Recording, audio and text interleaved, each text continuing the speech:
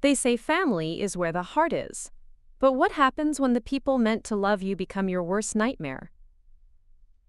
My name is April Maddox, and this is the story I never thought I'd be able to tell. It's the story of pain, of betrayal, and eventually, of survival. I was born in the quiet hills of Appalachian West Virginia, where families stuck close and secrets stuck even closer. I had 4 older brothers, and they destroyed everything a little girl should be allowed to dream about. They broke my body. My mother broke my heart.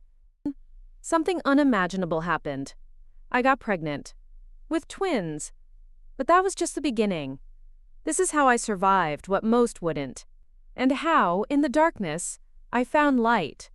Before we jump back in, tell us where you're tuning in from. And if this story touches you, make sure you're subscribed, because tomorrow, I've saved something extra special for you. Biz grew up in a small clapboard house nestled on the edge of Harper Hollow, a forgotten slice of Appalachia that seemed cut off from the rest of the world. If you drove past our house, you'd think we were just another poor, hard-working American family. You'd see laundry hanging on a crooked clothesline, kids playing in the dirt, chickens squawking in a patchy yard. But you wouldn't hear the screams. You wouldn't see the bruises. And you'd never guess what went on behind the thin wooden walls of that house.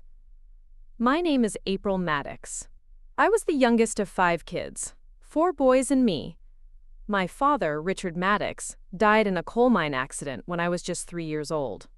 After he passed, it was just my mother, Loretta, and us kids. Loretta used to be soft once, at least that's what I remember from the earliest years. But when Dad died, something hardened in her.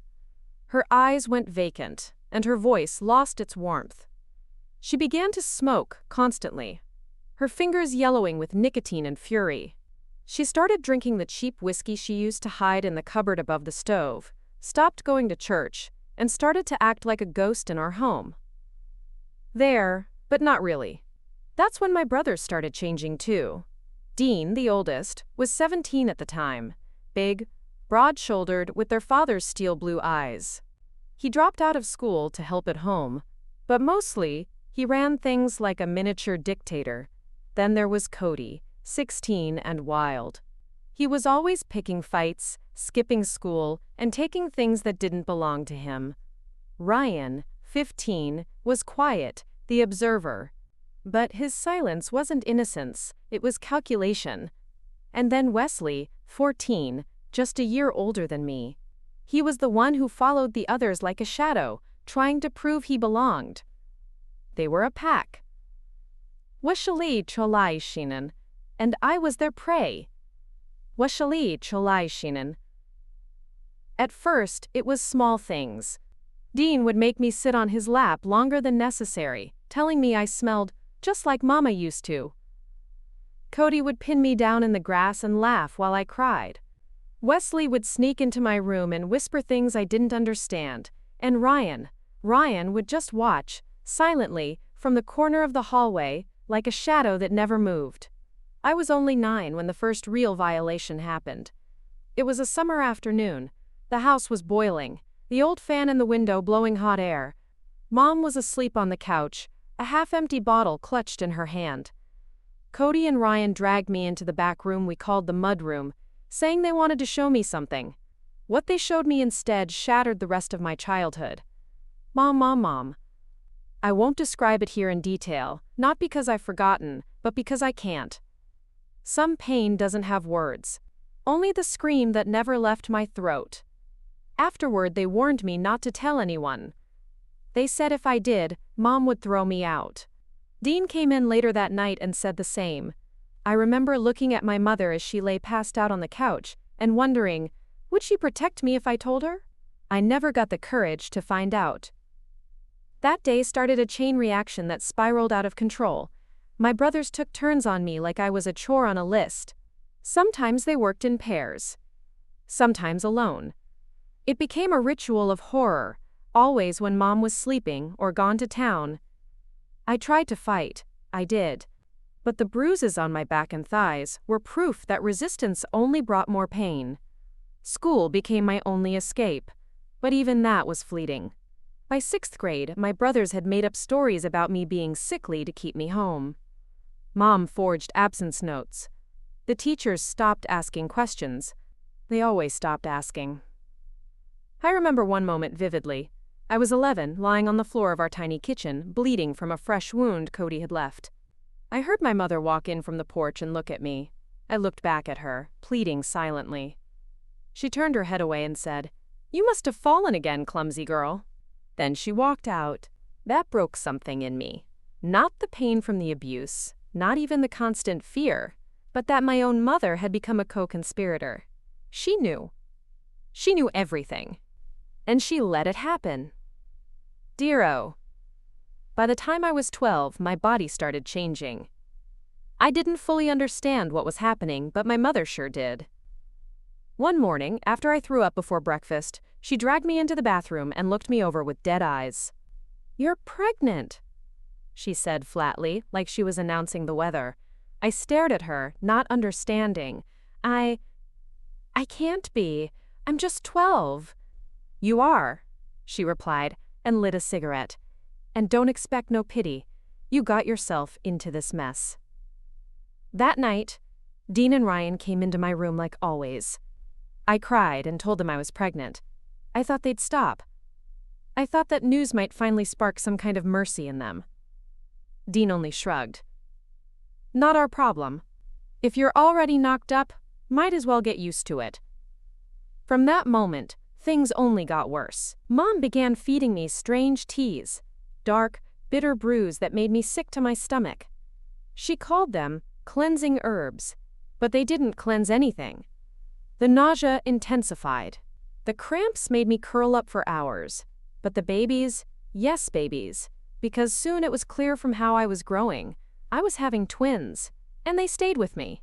Somewhere deep inside, I began to feel their fluttering movements, and for the first time in years, I felt connected to something innocent, something mine. By 13, I was visibly pregnant. I didn't leave the house. Mom said it was to avoid gossip, but I knew it was to hide the shame she refused to carry. She made me wear oversized clothes. She stopped buying me pads or toiletries. "What's the point now?" she'd sneer. "You're not a little girl anymore." The worst part? She started helping the boys, telling them when I'd be alone, leaving the house on purpose so they could get it over with. That betrayal pierced deeper than anything. I realized then, she wasn't just ignoring what was happening, she was part of it. One evening, as I sat in the corner of my room, cradling my swollen belly, I heard Wesley arguing with Mom in the hallway. "She's gonna tell someone," he said. "She's getting big. It's not gonna be a secret for much longer." "Then we'll take care of it," Mom replied, "one way or another." That night, I didn't sleep. And when the morning came, I knew I had to run.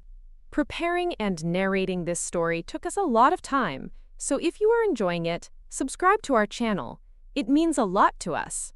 Now back to the story. The morning after I overheard my mother conspiring with Wesley was unlike any other morning in that house. The silence felt calculated. The air thick, like the walls were holding their breath. I moved slowly, deliberately, feeling every creak of the wooden floor beneath my bare feet. My belly had grown heavy with the twins, and each step reminded me of the urgency growing in my gut. Not just the weight of the babies, but the pressing danger I now felt with every heartbeat. It was January. Cold. Frost hung on the inside of the windows like lace, and I had no coat thick enough to fight off what lay beyond the hollow. But staying meant death. I could feel it in the way my brothers avoided looking me in the eye. Something was coming. Something final. Sketch. I waited until sunset. I knew my mother would be drunk, her 4th day drinking straight from the bottle, her words slurred into nonsense. My brothers were out, likely at the junkyard they sometimes worked at for cash under the table. I had a window, a small one, and I knew I wouldn't get another. Beeger. I didn't have a plan. Not really. No money. No phone. No friends. My entire world had been confined to that house for years. I hadn't stepped into a school since I was 10. But I had one thing they couldn't take from me: the will to live. Not just for me, but for the two tiny lives inside me. I slipped out through the back door, clutching a ragged tote bag I had packed in secret over the past week. It held only the essentials: a towel, a stained nightgown, one can of beans, and a photograph I had once stolen from my mother's old Bible, the only picture of my father holding me as a baby. The door creaked slightly as I opened it, but no voices followed, no footsteps, just the aching wind. My feet hit the snow barefoot. I had no shoes that still fit with my swollen ankles, and I ran. I ran without looking back, past the barn, past the crooked willow tree where Cody once threatened to hang our dog. I ran into the woods, taking the trail I remembered from before everything went dark, before the abuse, before the shame. The trail my father used to take me down when hunting squirrels. That path became my lifeline. Winter hours passed. My body screamed. My legs throbbed, my stomach cramped, and my lungs burned in the freezing air. But I didn't stop. Not even when I slipped and gashed my knee on a jagged root. Not even when I felt a gush of warm fluid between my legs and realized it wasn't blood. One of the twins was moving more than usual. The other, less so. Panic gripped me, but still, I ran. Eventually, I stumbled onto a road. A real road. Paved and cracked, but blessedly empty. I limped along its shoulder, praying a car wouldn't come, not one with a familiar face. And yet praying just as hard that someone might stop. Help. See me. Praying-a-prayer. That's when the headlights appeared. Praying-a-prayer. A pickup truck. Red. Old. Slowing as it approached. I froze, heart slamming against my ribs. The window rolled down. A woman's voice called out. "Sweetheart, are you okay?" She was middle-aged, plump, with curly hair tucked under a knit cap. Her eyes were wide and kind. I collapsed into the ditch, sobbing. That was how Marla Caffrey found me. That was how, for the first time in my life, I was saved by a stranger. Marla didn't ask questions at first. She bundled me into her truck, wrapped me in a blanket, and turned the heat up full blast. Her hands shook as she drove, but she kept glancing at me with concern. "Hospital," she muttered. "We're going to Mercy General. Hang on, baby." I must have blacked out, because the next thing I remember is fluorescent lights and the sterile smell of disinfectant. A nurse asking my name. Someone pulling off my soaked clothes. My belly being touched by cold hands. "She's in preterm labor," someone said. But I held on. Somehow, I held on. The twins weren't born that night. The hospital gave me medication to stop the labor. They kept me under observation for a week. During that time, I barely spoke. My mind was a war zone. Every time I closed my eyes, I saw Dean's fists, Cody's laugh, my mother's stony face. But slowly, with the help of a nurse named Angela, I began to talk. Just a little. Enough to say my name. Enough to say I was 13. Enough to say I was running from home. Angela called the authorities. A social worker came. Her name was Trina Wells, and I'll never forget the look in her eyes when she read the preliminary report from the hospital staff. Shock. Anger. And finally, a kind of grief reserved for people who have seen far too much. Trina was the first person I ever told everything to. From the beginning to the end. Every touch. Every betrayal. Every word my brothers said. Every tea my mother forced down my throat. She didn't interrupt me once. When I finished, she stood and said, "April, we're going to take care of you now, I promise." And she did. The state placed me in a protective home run by a retired nurse named Dorothy Keller. She lived in a modest 2-bedroom on the edge of a small town in Preston County. Dorothy wasn't warm at first, but she was safe.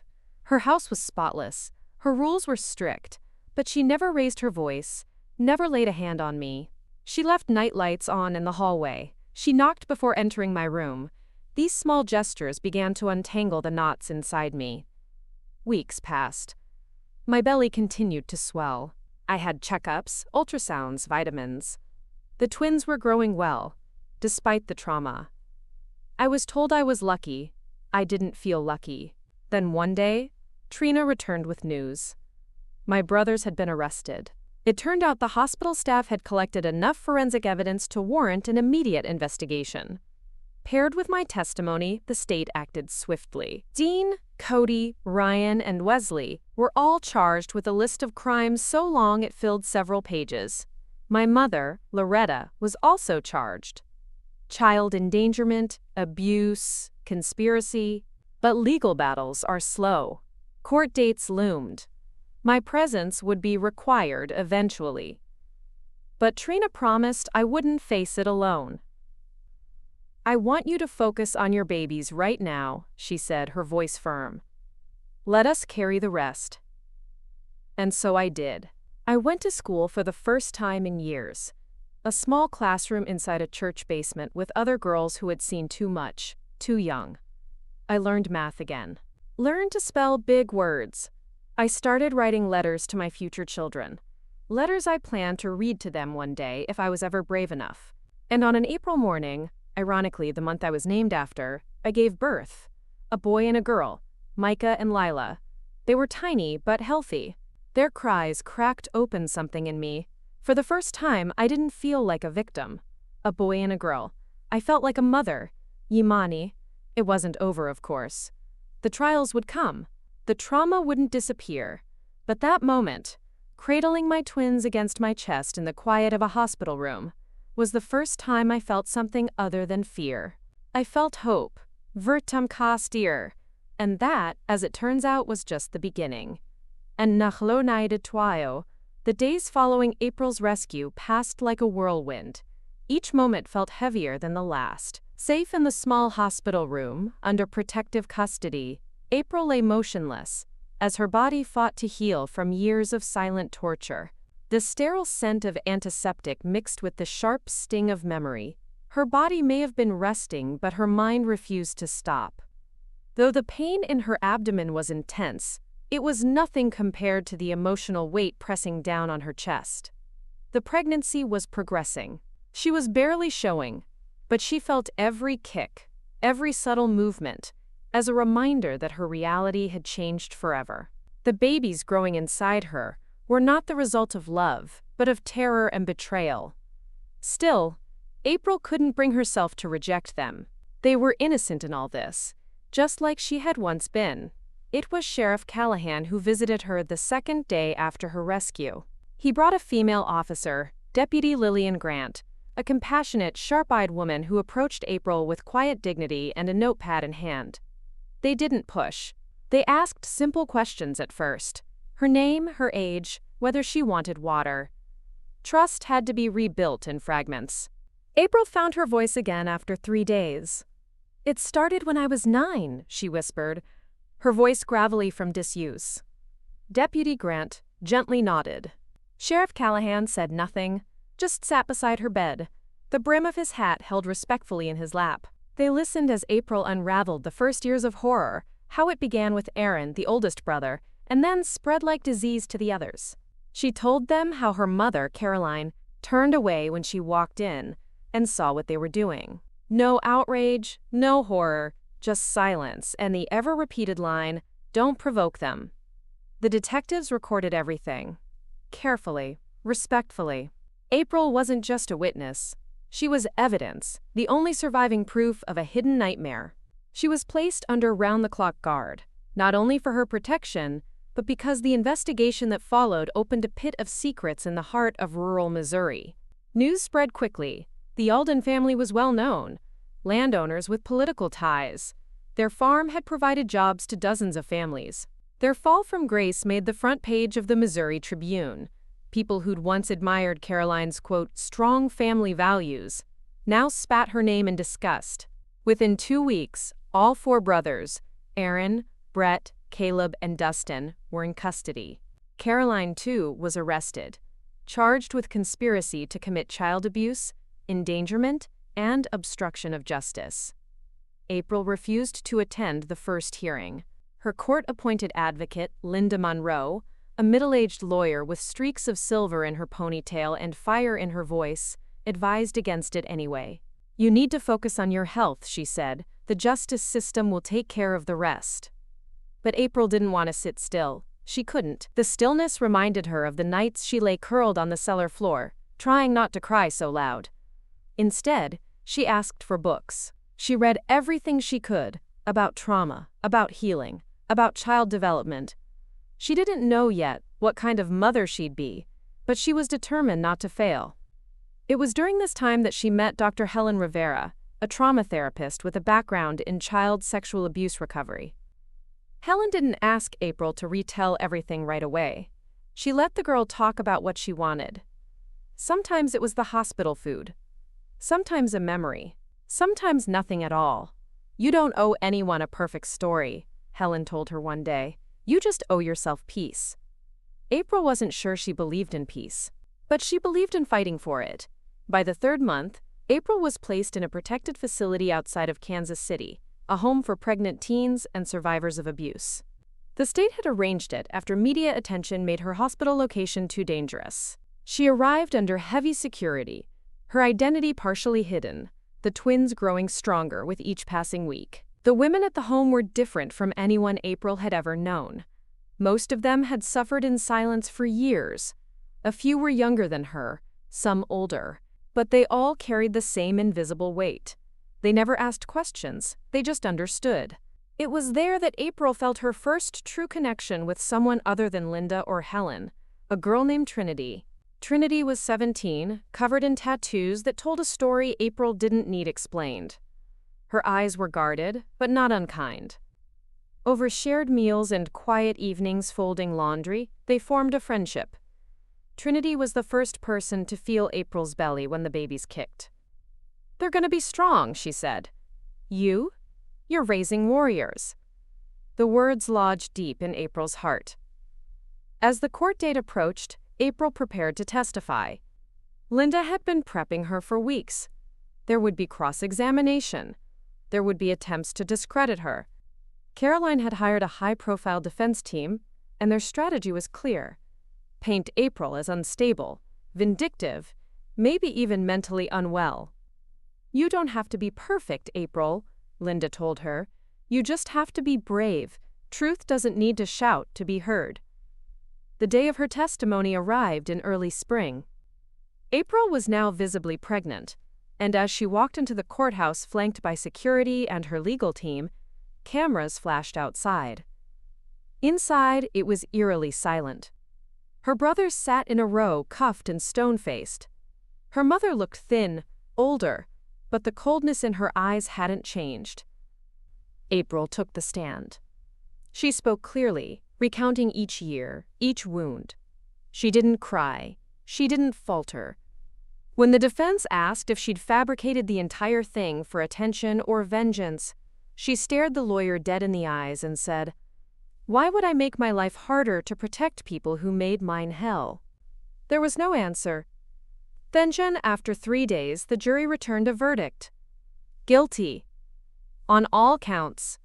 Sentencing would come later, but the courtroom erupted in quiet sobs from observers, activists, and even some members of the media.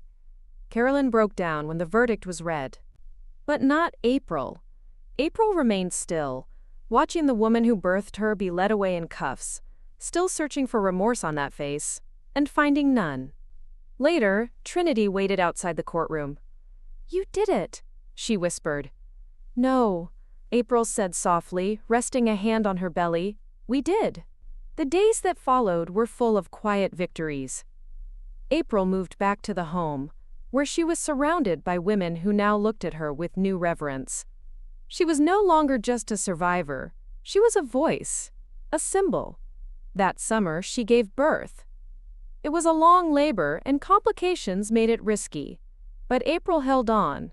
She gave birth to 2 beautiful baby girls, identical twins. The nurses wrapped them in soft blankets, placed them in her arms. She named them Hope and Faith. For the first time in years, April cried freely. Tears not of sorrow, but of overwhelming, uncontainable love. She had been broken, but she hadn't stayed that way. The cycle ended with her.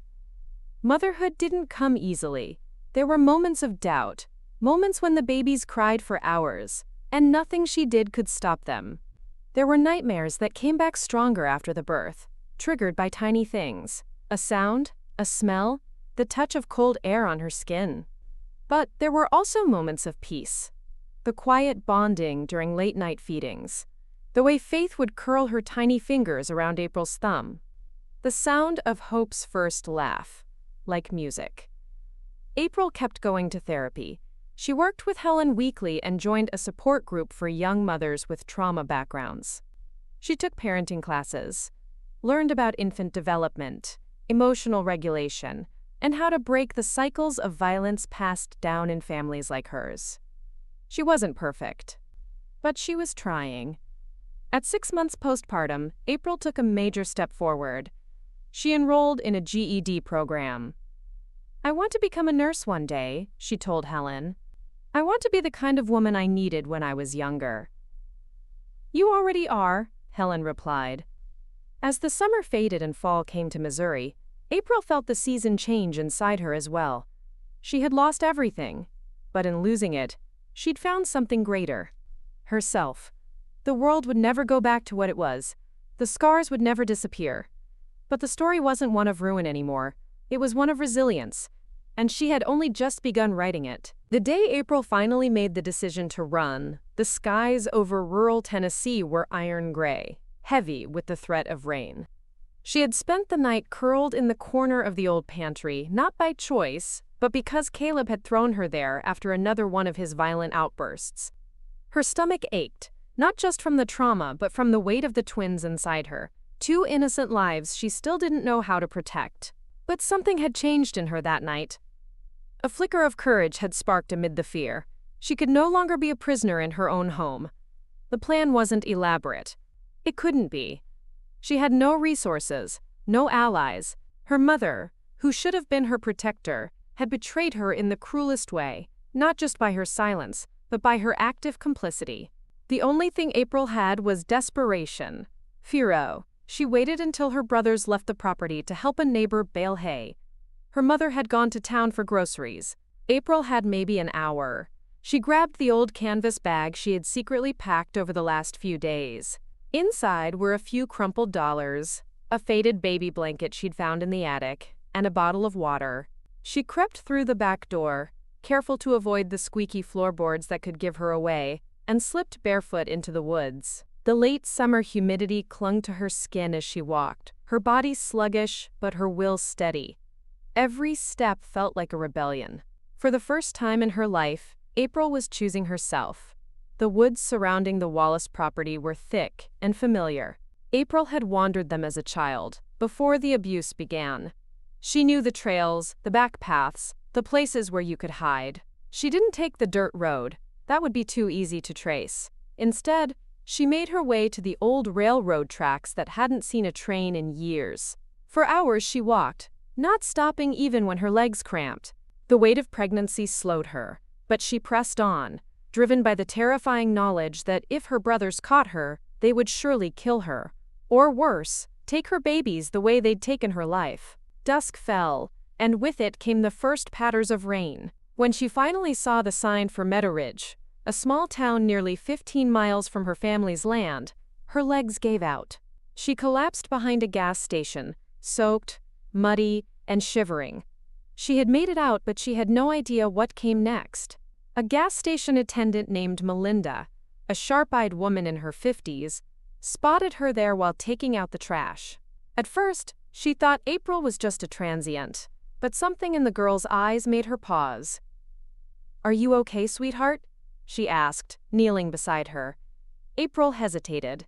She had planned to keep walking, to never speak of what had happened. But she was at the end of herself. She whispered, "I'm pregnant. I ran away. I need help." Melinda didn't press for details. She wrapped her jacket around April and helped her into the back office. She gave her dry clothes from the lost and found, heated up a cup of soup in the microwave, and offered to call someone.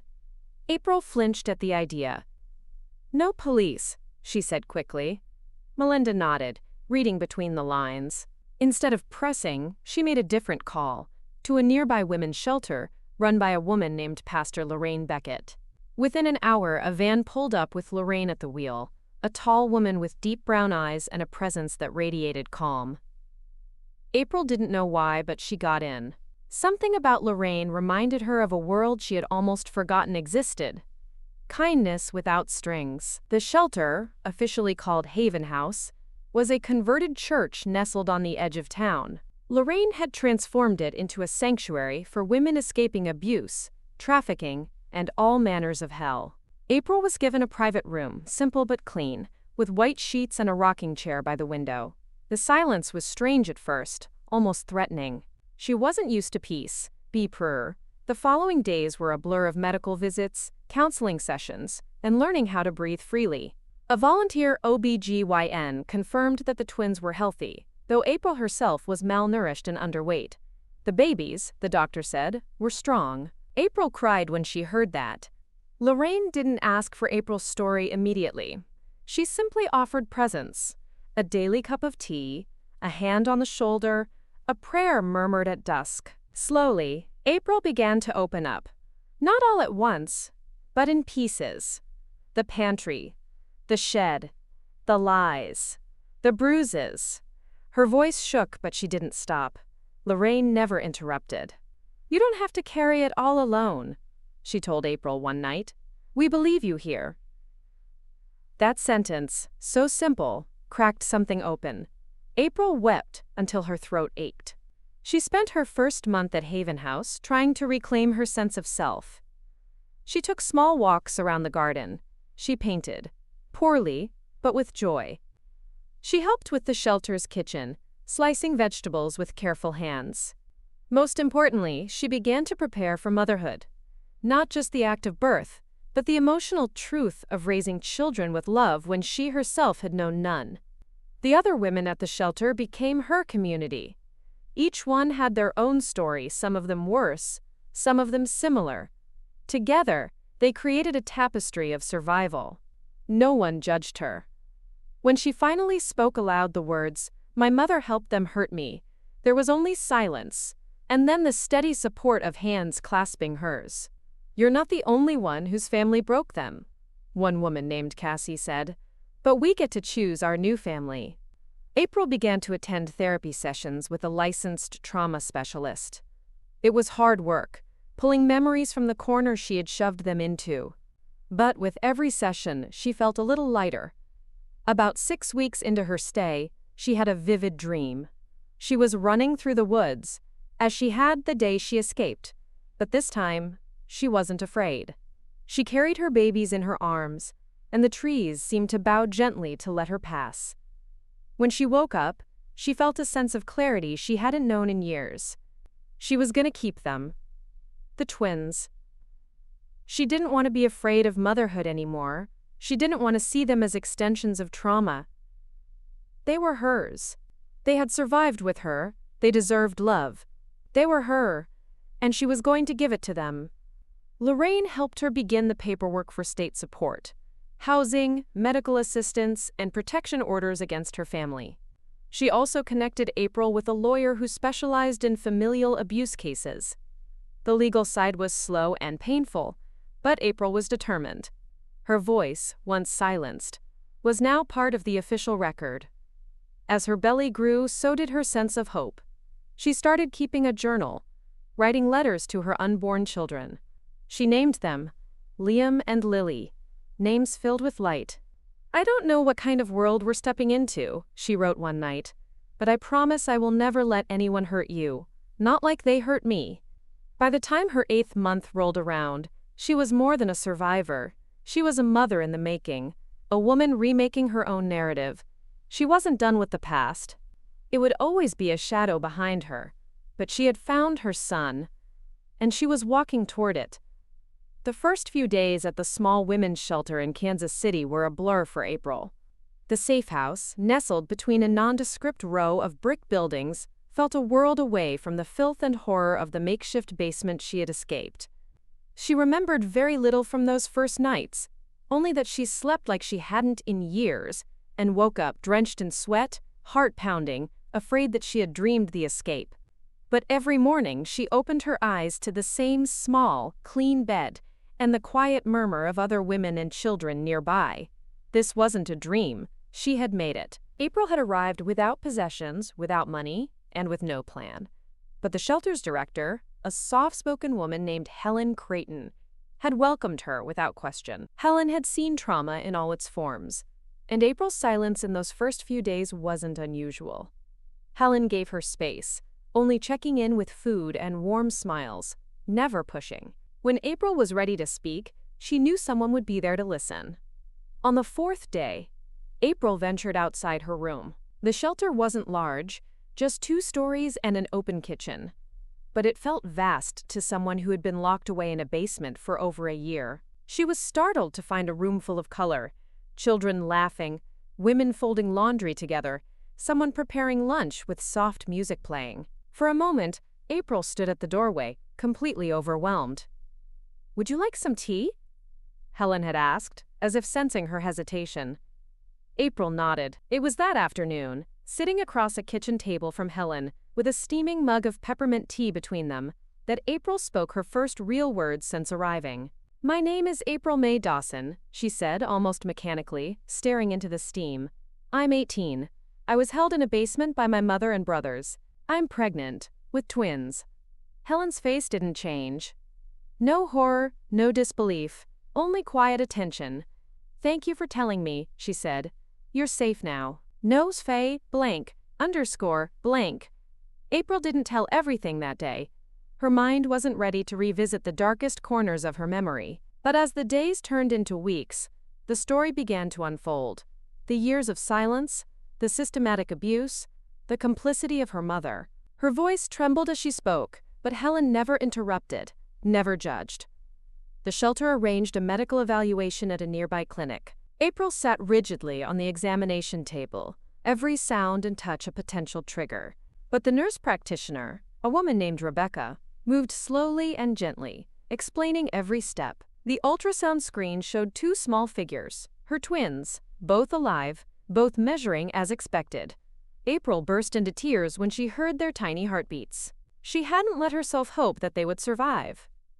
The physical exam confirmed what was already obvious. April had been starved, beaten, and sexually assaulted repeatedly. There were scars across her back and hips. Her wrist had not healed properly from an old break.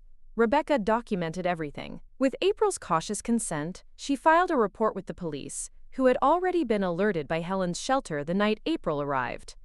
That triggered an investigation. April hadn't realized how much of a stir her disappearance had caused. Her school had assumed she had dropped out. Neighbors in rural Boone County had stopped asking questions long ago. Her family had reported her gone after a supposed elopement. There was no missing person case. No police had ever come to the property. But now things were different. Moppy Cias. April gave a full testimony to detectives 2 weeks later. She shook violently as she recounted names, dates, events. But she did it. With Helen and Rebecca at her side, April faced the system that had ignored her. The detectives were stunned. One woman broke down crying during the interview. With April's statement and medical evidence, a warrant was issued for the arrest of her mother, Judith Dawson, and her 4 brothers, Luke, Brent, Tyler, and Shane. Within days, the media had picked up the story. April didn't watch the news. Helen advised against it. Too many headlines focused on the salacious details. But one morning, April overheard a reporter's voice through a cracked window. Found in horrific conditions, victimized by her own family, pregnant with twins. April turned away and closed the window. The next challenge was legal custody of her own body and her babies. April was a minor by the state's definition, and for any parental decisions, someone had to be granted guardianship. Normally, it would be the mother or a relative. But in April's case, that was out of the question. Helen and the shelter's legal team filed an emergency petition to grant April medical and legal autonomy as an emancipated minor. The court granted it. April signed the papers herself, hands trembling but firm. For the first time in her life, she had the right to make her own decisions. Blank, underscore, blank. Her healing wasn't fast. There were nights she couldn't sleep, haunted by memories of her brother's voices, or the click of the basement lock. The scent of bleach made her gag. The sound of a man's heavy footsteps froze her in place. But Helen arranged for her to meet weekly with a trauma counselor, and April found ways to slowly take back her agency. She kept a journal. She walked in the small garden behind the shelter. She helped cook, and even braided one of the younger girls' hair one afternoon. Slowly, April's body started to fill out again, the hollows in her cheeks softening, color returning to her face. Her belly grew. The babies kicked. She hadn't decided on names. Sometimes, she thought of naming them after trees, willow and ash, symbols of strength and resilience. Other times, she imagined simple, classic names, Emma and Evan. She didn't know their genders yet. It didn't matter. They were alive. They were hers. One night, when the pain in her back wouldn't let her sleep, she asked Helen, "Do you think they'll be okay after all this?" Helen gave a sad smile. "I think children are stronger than we realize, and I think they'll be even stronger with a mother like you." April had never heard anyone call her a mother with such reverence. "Cur lil blank underscore blank mitino." By her 5th month at the shelter, April had transitioned into a new phase. She was no longer just surviving, she was preparing to live Trletarize. She applied for a GED program with the help of a volunteer tutor named Sarah, who had worked as a high school teacher before retirement. April was stunned by how much she had forgotten, but Sarah was patient. "You've got a bright mind, April. Abuse doesn't take that from you. You'll catch up. You already are."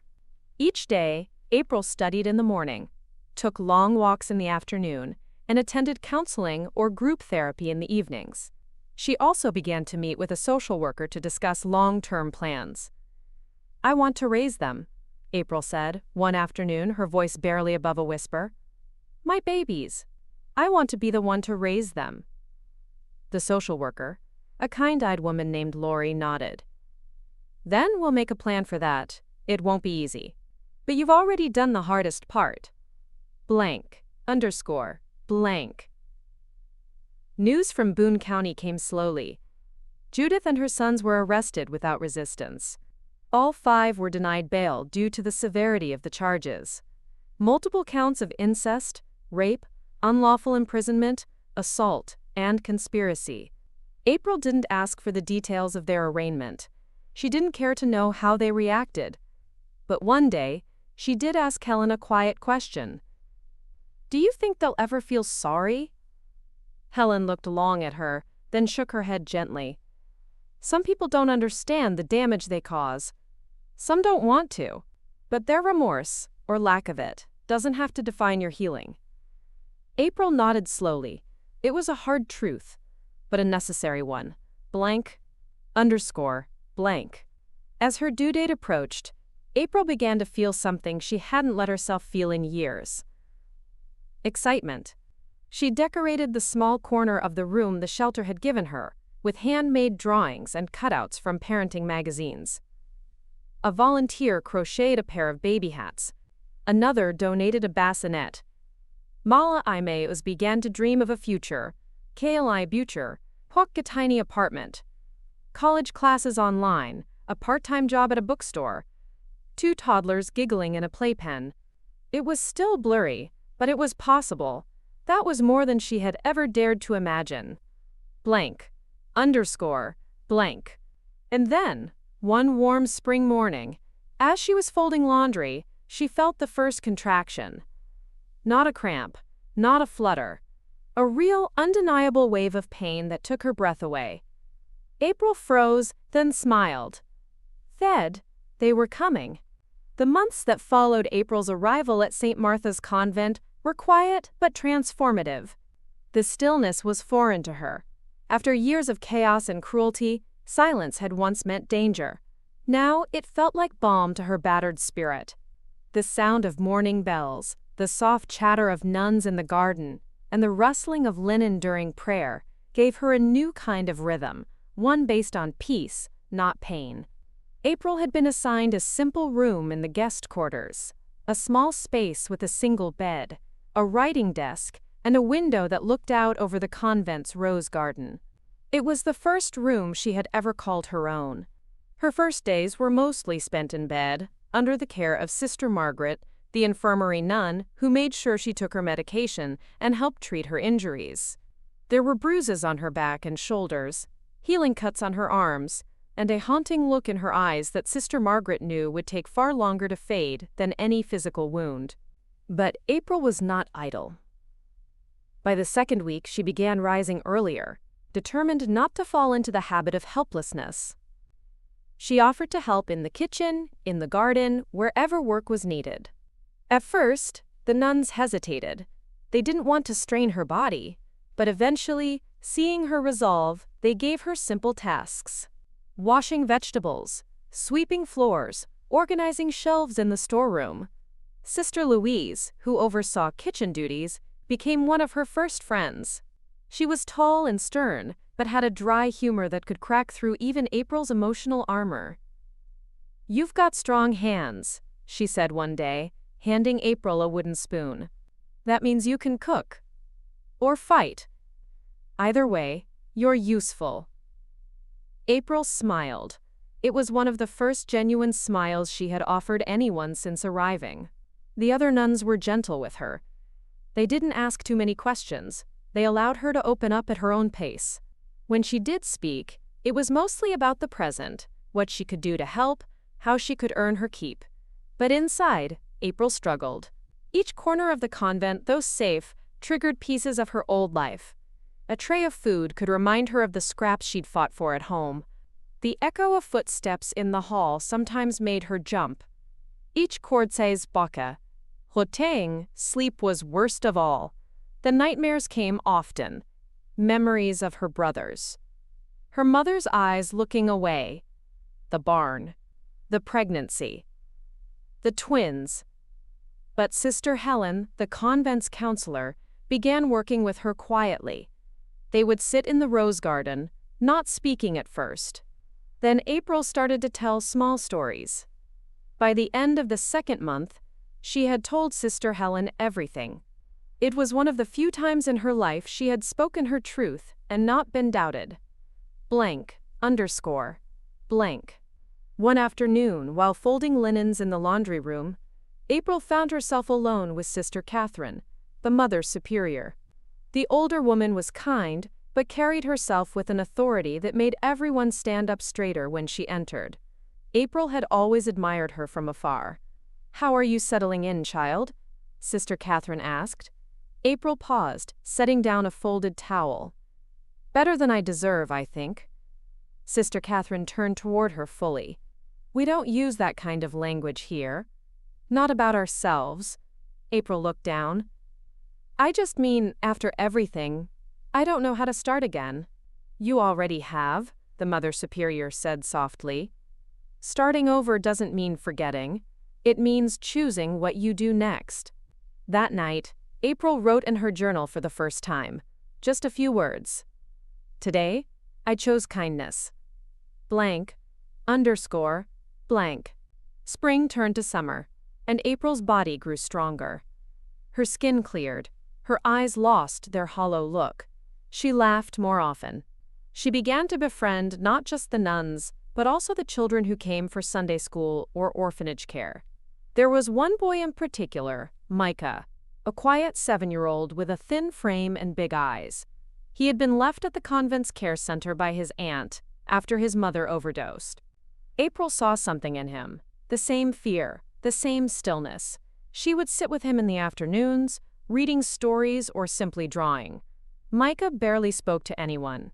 But one day he took April's hand and whispered, "You don't yell like the others." April felt her throat tighten. "That's because yelling never helped me either," she said. From then on, he sat beside her every day. Her bond with the children deepened. Sister Louise often joked, "They think you're magic. What's your secret?" April just shook her head.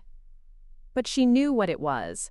She saw them, truly saw them, because she had been unseen for so long.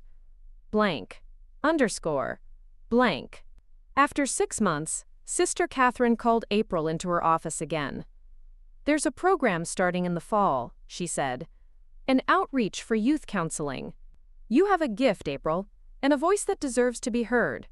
Would you consider joining?" April was stunned. "Me? But I'm not trained, I haven't even—" "You've lived, and that counts more than you know." It took April 2 days to decide, but in the end, she agreed. It was a part-time training program run by a social work institute in Richmond. Sister Helen helped her register, and the convent paid her modest tuition. That fall, April began attending classes twice a week. It was overwhelming at first. She hadn't been in school for years. But the more she studied trauma, recovery, child psychology, the more she felt her life beginning to align. She was not just healing now, she was preparing to heal others. Every lesson felt like a piece of a puzzle falling into place. One week, they studied the long-term effects of childhood abuse. April sat frozen as the professor spoke, almost as if she were hearing someone describe her life. And yet, in that same lecture, she learned about neuroplasticity, the brain's ability to change and adapt, even after years of suffering. Hope wasn't just spiritual. It was scientific. That was powerful. Blank, underscore, blank. By the end of the year, April had completed the first phase of the program. She now worked part-time at the convent's community care center, shadowing counselors, participating in sessions, and building her skills. Her reputation grew quickly. Children trusted her. Parents sought her out. Even local social workers from town began referring tough cases to St. Martha's because, as one mother said, "That girl with the soft eyes gets through when no one else can." But even as her new life took root, April never forgot her past. Lasso, she kept 2 small stones in her desk drawer. One for each of the twins she lost. No names, no dates. Just silent witnesses to the memory she carried every day. Chikrajimim kapsu haso. And when she prayed, she always said 2 extra prayers. One for the babies, and one for the mother she never had. Chikrbai. Krele pleple de blank ways, underscore, pleple ways, pleple, krele turjo de. One night, a letter arrived at the convent addressed to April. There was no return name, only a postmark from Dayton, Ohio. Inside was a short, handwritten note. "I've heard what you're doing. You think you're better than us now? That you can run from your blood? You were always just a dirty little liar. Don't forget where you came from. We'll find you." D. April stared at the letter. Her hands trembled, but only slightly. She brought it to Sister Catherine, who immediately contacted the local sheriff. The convent tightened its security. A motion sensor was added to the front gate. April was offered time away, but she refused. "They took everything once," she said calmly. "They won't take my peace now." And they didn't. The months passed. No one came. But the letter reminded April of something important. Her story wasn't over. Her healing was not just about moving forward. It was about ensuring no one else ever had to live through what she had. What she had. Her mission was clear now. And so was her strength. Hes proan majas. By the time April turned 23, it had been 5 years since she'd first arrived at St. Jude's Haven, a small convent nestled between the woodlands outside Fairbury, Illinois. Her transformation had been slow and painful, marked by setbacks and quiet triumphs. The memories of her past life, her 4 brothers, her mother's betrayal, the stolen innocence, and the tragic pregnancy with the twins, no longer dominated her thoughts, though they still echoed faintly in her dreams. What dominated now was purpose. St. Jude's had expanded its mission since April began working with the other sisters. Originally a sanctuary for abused and abandoned girls, it now included a modest community outreach center, a small counseling office run by volunteer therapists, and a legal aid network that April herself had helped organize. She wasn't a nun, not yet, but her daily life mirrored theirs, and she was respected within the order as someone whose strength had earned her a special place in their hearts. Mother Elaine, the head of the convent, had once told April, "You were carved from fire and stone, child. Not many could survive what you did and still want to give." Those words stayed with her. But giving, April realized, came with complications. She wanted to do more than just help the girls who came to the center bruised and broken. She wanted to prevent them from ever needing to come. That meant reaching outside the safety of the convent walls. She began attending community town halls, introducing herself not just as a survivor, but as an advocate for child protection reform. Her passion and clarity left impressions. People listened when she spoke. Judges, clergy, teachers, social workers. She was no longer just a girl who had escaped a nightmare. She was a woman who had turned that nightmare into a torch. By late 1983, the convent had formed an official partnership with the county's social services department. April was offered a new role, outreach coordinator for abuse prevention. The title sounded bureaucratic, but for April it meant one thing: voice. Her work took her into places she had once feared: public schools, juvenile detention centers, women's shelters, churches where smiling men held secrets darker than her past. She told her story, not in graphic detail, but with enough raw truth that her audience never forgot her. She focused on the signs that adults missed, the silences that should have spoken volumes. One morning, after giving a lecture at a teacher training seminar, a young woman approached her. She was barely 20 and trembling. "I think my cousin is being abused by her stepdad," she whispered, eyes wide with fear. April took her aside, calmed her down, and got the process rolling. That child, 8 years old, was rescued just days later. April didn't always hear how things ended, but in that case, she did. The girl's aunt called St. Jude's herself, weeping over the phone, thanking them for saving her niece. April hung up and cried alone in the chapel, a quiet victory. Despite her public work, her evenings remained grounded at the convent. That duality, the outside firebrand and the inside caregiver, balanced her. With each girl she counseled at St. Jude's, April found small echoes of herself. One in particular, a 14-year-old named Kayla, reminded her of the ache of carrying secrets. Kayla had arrived after running away from a foster home in Rockford. She was angry, defensive, and silent. But April saw the signs: the clenched fists, the flinching, the scars on her wrists. It took weeks, but eventually Kayla opened up. Her story was not April's, but it didn't need to be. The pain was the same language. "I thought about killing myself," Kayla confessed one night during a rainstorm, both of them sitting cross-legged on April's small dorm floor. "More than once." "I did too," April replied softly, no trace of pity in her voice. "But I didn't. And I'm glad every single day that I didn't." That night, they didn't pray. They just sat in silence, letting the storm outside echo the one inside them both. Kayla began healing after that. April could see it in her eyes.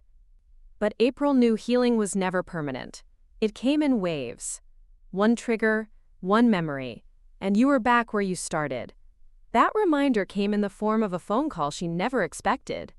It was a chilly March evening in 1985 when the convent phone rang. Sister Meredith picked it up and called April into the hallway. "It's someone asking for you. A man. Says he's your uncle." April's blood turned to ice. There were no uncles in her life. Only the men who had let her suffer, or made her suffer. She took the receiver with trembling hands. "This is April." "April, it's Ron. Ronald Dillard. I'm your mother's cousin. We met once, a long time ago. Listen, I didn't know what happened to you back then. Nobody did. But I heard what you've done now, saw your name in a paper here in Peoria. He paused, as though choking on the weight of what he had to say. "I thought you should know. Your brothers, 2 of them were arrested last year. One's in prison, and your mother passed away 6 months ago. I didn't know if you'd want to know, but I felt like you should."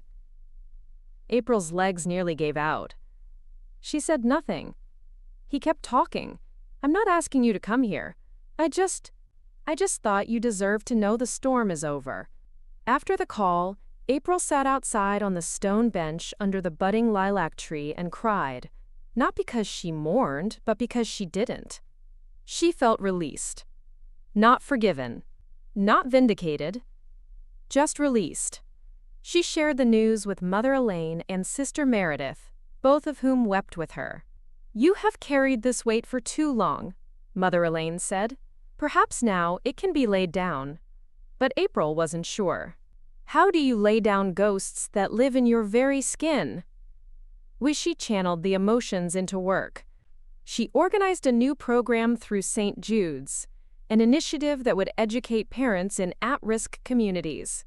It was built around something she called breaking the cycle, a 10-week course on healthy parenting, trauma awareness, and communication. The pilot was in a town outside Bloomington, Illinois. The response was overwhelming. Parents came, listened, cried, confessed. Some admitted to yelling. Some admitted to hitting. Some broke down in front of the group. But they stayed. They learned. And April watched the seeds of change sprout. One father approached her after the final session.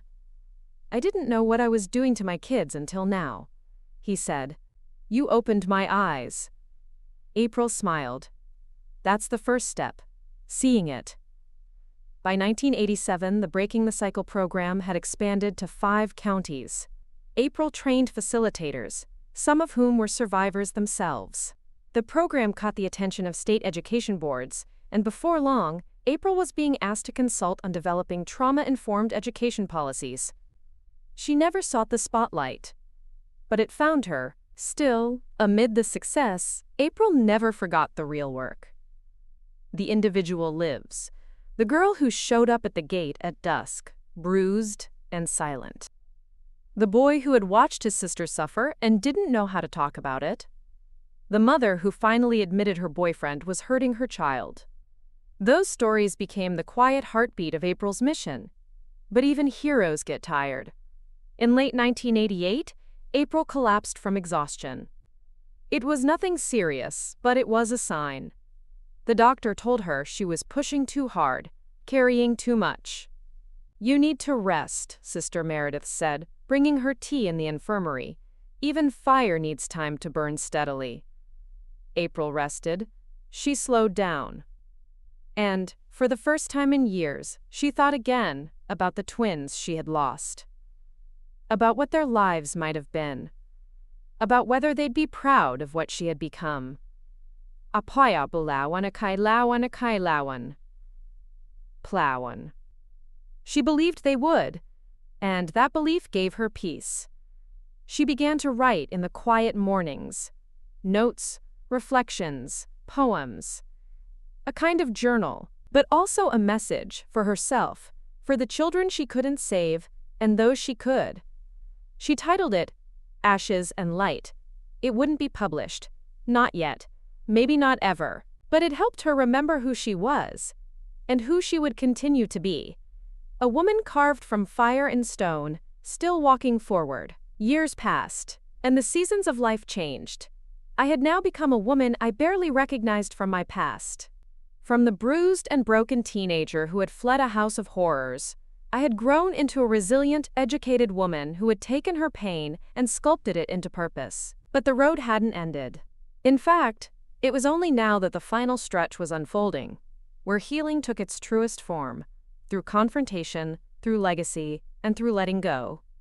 By the time I reached 35, the center I had helped co-found was not only thriving, it was a beacon of hope across the state of Arkansas. We called it Willow House, a haven for abused girls and women, many of whom bore the same invisible scars I had once carried like chains. The shelter offered therapy, education, legal support, and, most importantly, compassion. I worked side by side with therapists, legal advisors, and volunteers, some of whom were once survivors themselves. My twin daughters, now 11, often came after school, doing their homework in the office and helping distribute food or reading to younger children. I'd named them Hope and Faith because they were born not just from tragedy, but from the unshakable belief that something good could still come from the worst kind of darkness. One spring afternoon, as I was reviewing grant paperwork, a knock came at the center's door. A young woman, barely 20, stood with a baby on her hip and fear in her eyes. Her name was Rachel. She was fleeing an abusive husband and had nowhere to go.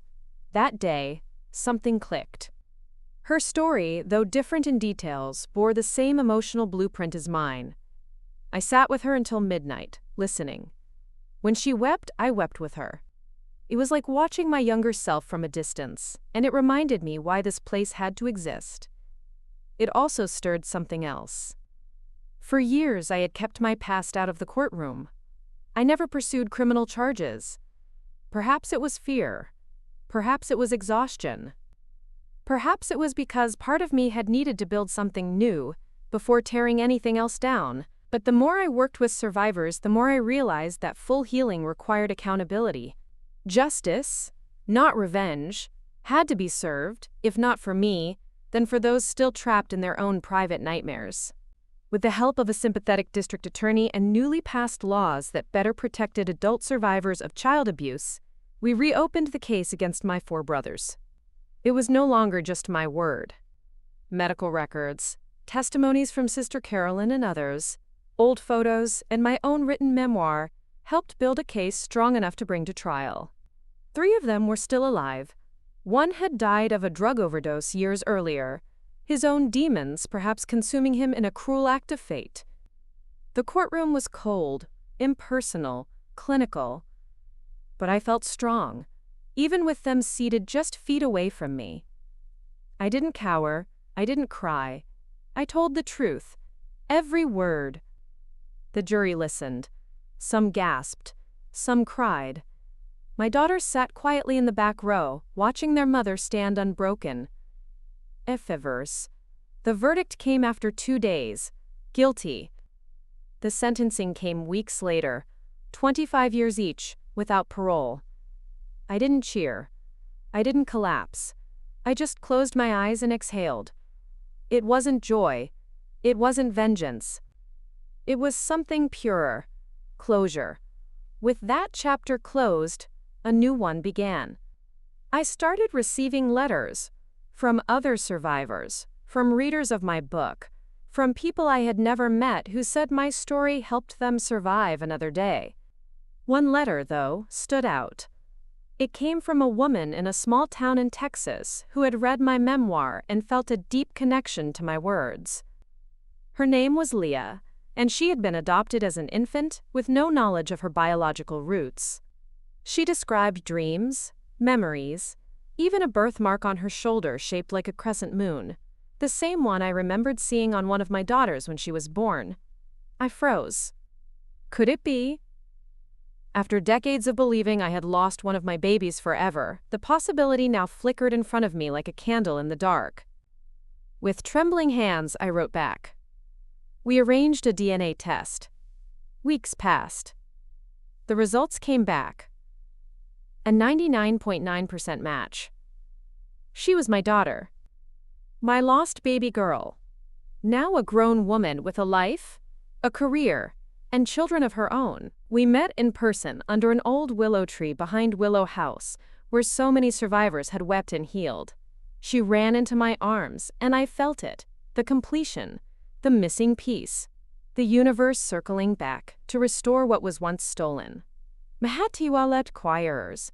We talked for hours, sharing photos, laughter, tears. She called me Mom. And though I'd lived decades without hearing that word from her lips, it felt instantly right. Hope and faith embraced their long-lost sister with open arms. The 3 of them spent that weekend baking, painting nails, and swapping stories.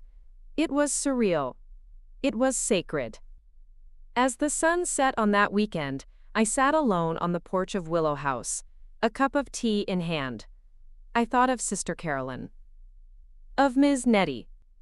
Of the social worker who took a chance on me. Of the girls in the dorms right now, whispering secrets and nursing invisible wounds. Of every step that had brought me from that dark, suffocating childhood home to this place of light. I was no longer April the victim. I was April the mother, April the founder, April the survivor, April the bridge between pain and healing. And though I knew there would always be more girls walking through the doors with eyes full of terror and stories full of sorrow, I also knew they'd find hope here. Because I had found it, Finehafe. Because I had built it, my Claytafe. And because I had become it, Pine Shaw. Up next, You've got 2 more standout stories right on your screen. If this one hits the mark, you won't want to pass these up. Just click and check them out. And don't forget to like, subscribe, and turn on the notification bell so you don't miss any upload from us.